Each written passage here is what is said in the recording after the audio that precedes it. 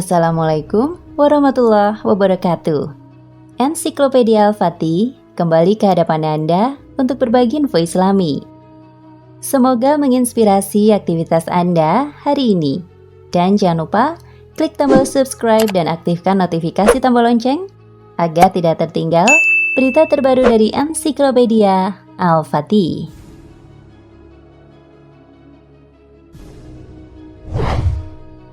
Barokah binti Sa'labah adalah seorang sahabiah yang kehidupannya penuh berkah. Ia hidup sepanjang masa kenabian sehingga ia menyaksikan peristiwa-peristiwa pada periode tersebut. Kunyahnya adalah Ummu Aiman dan ia lebih dikenal dengannya.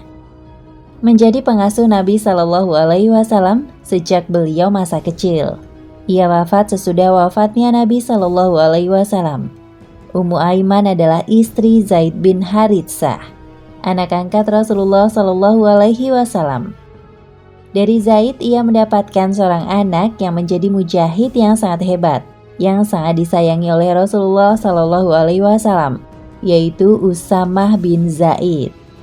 Dari suaminya yang pertama, ia memiliki seorang anak yang gugur sebagai syuhada, yaitu Aiman bin Ubaid al-Khazraji.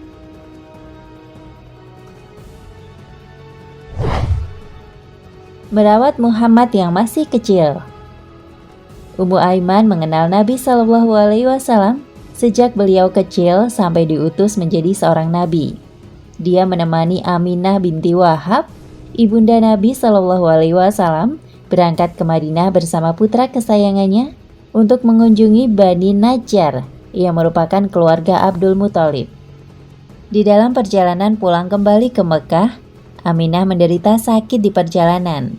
Akhirnya beliau wafat di Abwa, tempat antara Mekah dan Madinah. Karena itulah Ummu Aiman menjadi satu-satunya pendamping Nabi Muhammad SAW yang saat itu masih anak-anak menuju kota Mekah. Sang kakek Abdul Muthalib menjadi pengasuh Nabi SAW. Ia mencintai sang cucu sepenuh hati. Adapun Ummu Aiman, ia tetap berada di sisi Rasulullah, mengurusnya dengan penuh cinta kasih, menjaganya dengan seluruh kemampuan diri, seakan ia menjadi pengganti sang ibu yang telah pergi. Sebagaimana Abdul Muthalib hadir sebagai kakek sekaligus bapaknya, Muhammad Shallallahu Alaihi Wasallam kecil pun tumbuh di antara orang-orang yang selalu mencurahkan kehangatan cinta dan kelembutan kasih sayang. Wujud rasa sayang Abdul Muthalib kepada sang cucu membuatnya sangat banyak berwasiat kepada Ummu Aiman. Di salah satu wasiatnya ia berkata, "Wahai Barakah, janganlah engkau melalaikan anakku. Aku mendapatkannya bersama anak-anak kecil dekat pohon bidara. Ketahuilah bahwa orang-orang ahlul kitab menyangka bahwa anakku ini akan menjadi nabi umat ini." Ketika Abdul Muthalib meninggal dunia, Nabi Shallallahu Alaihi Wasallam merasakan kesedihan yang sangat. Ummu Aiman menceritakan kejadian itu. Ia berkata, "Aku melihat Rasulullah Shallallahu Alaihi Wasallam hari itu menangis di belakang tempat tidur Abdul Muthalib." At-Tabaqatul Kubra 8224.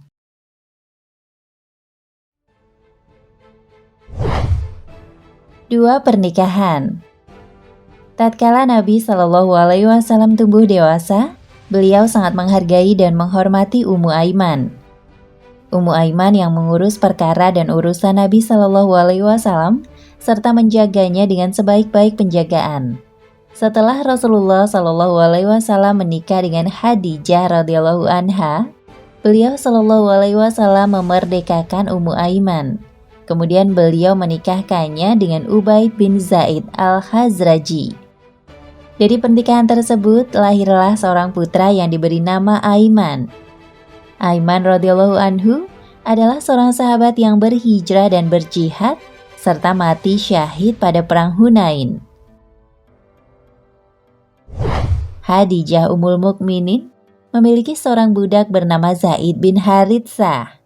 Nabi Shallallahu Alaihi Wasallam meminta kepada Khadijah agar Zaid dihadiahkan baginya. Khadijah memenuhi permintaan sang suami tercinta. Zaid menjadi anak angkat Rasulullah dan orang yang sangat dicintainya. Rasulullah Shallallahu Alaihi Wasallam memerdekakannya dan menikahkannya dengan Ummu Aiman setelah suaminya yang pertama meninggal dunia. Seorang anak lelaki terlahir dari pernikahan itu. Namanya adalah Usama Zaid, kemudian berkunyah dengan nama Abu Usama.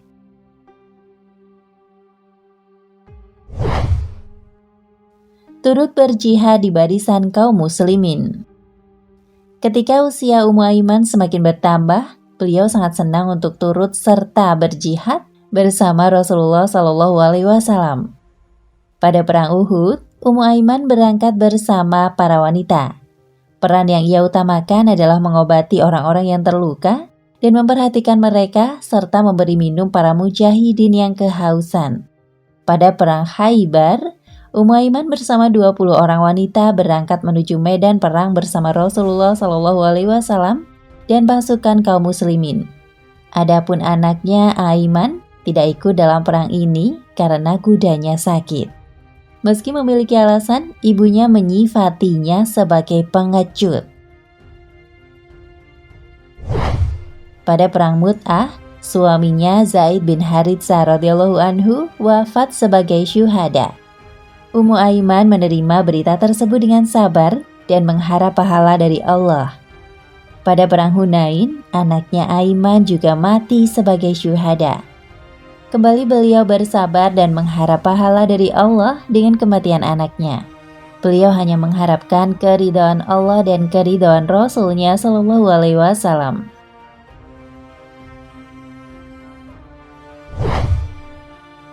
Kesulitan dalam mengucap makhraj yang benar. Ummu Aiman adalah seseorang yang dihormati oleh Nabi Shallallahu Alaihi Wasallam. Hal itu tidak menghalangi Nabi Shallallahu Alaihi Wasallam untuk menegurnya saat ia salah. Ummu Aiman terkadang salah dalam mengucapkan kata. Oleh karena itu, Nabi Shallallahu Alaihi Wasallam mengajarkannya dan memerintahkannya untuk banyak diam. Diriwayatkan bahwa Ummu Aiman bertemu dengan Nabi Shallallahu Alaihi Wasallam dan dia berkata, "Keselamatan dan kesejahteraan tidaklah untukmu." Karenanya Nabi Shallallahu Alaihi Wasallam memberikan keringanan kepada beliau untuk mengucapkan assalam saja. At-Tabaqatul Kubra 8224. Serta dari Abu Huwairits bahwasanya Ummu Aiman berkata pada saat perang Hunain. Nabi Shallallahu Alaihi Wasallam lalu berkata kepadanya, "Diamlah karena engkau sulit mengucapkan makhraj atau huruf yang benar." At-Tabaqatul Kubra 8225. Tutup usia. Hari pun berlalu begitu cepat, wafatlah Rasulullah Shallallahu Alaihi Wasallam. Berita kematian pun tersebar. Kota Madinah terasa gelap gulita dari barat maupun timur. Hati manusia diliputi duka. Ummu Aiman menangis sedih atas perpisahannya dengan Rasulullah Shallallahu Alaihi Wasallam. Diriwayatkan dari Anas radhiyallahu anhu, ia berkata, Abu Bakar radhiyallahu anhu berkata kepada Umar radhiyallahu anhu setelah wafatnya Rasulullah Shallallahu Alaihi Wasallam, "Mari kita pergi mengunjungi Ummu Aiman, sebagaimana Rasulullah Shallallahu Alaihi Wasallam mengunjungi beliau semasa hidupnya." Tatkala kami menemuinya, beliau menangis. Kami pun bertanya, "Apa yang membuatmu menangis? Apa yang di sisi Allah lebih baik bagi Rasulnya?" Ummu Aiman berkata, "Aku bukan menangisi beliau, karena aku tahu apa yang di sisi Allah itu lebih baik baginya Shallallahu Alaihi Wasallam.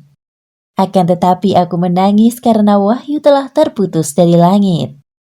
Maka mereka berdua pun ikut menangis. At-Tabaqatul Kubra 2332 hingga 333. Akhirnya seorang sahabiah yang mengasuh Rasulullah Shallallahu Alaihi Wasallam semenjak kecil dan bersama dengan beliau menyaksikan masa nubuah kembali ke sisi Robnya. Setelah mencurahkan kebaikan bagi nabinya dan bagi agamanya, Ummu Aiman radhiyallahu anha wafat 5 bulan atau dalam riwayat lain 6 bulan setelah wafatnya Rasulullah Shallallahu Alaihi Wasallam. Hadis riwayat Muslim. nomor 2454. Nah, pemirsa Ensiklopedia Al-Fatih, sampai di sini perjumpaan kita kali ini. Semoga menginspirasi.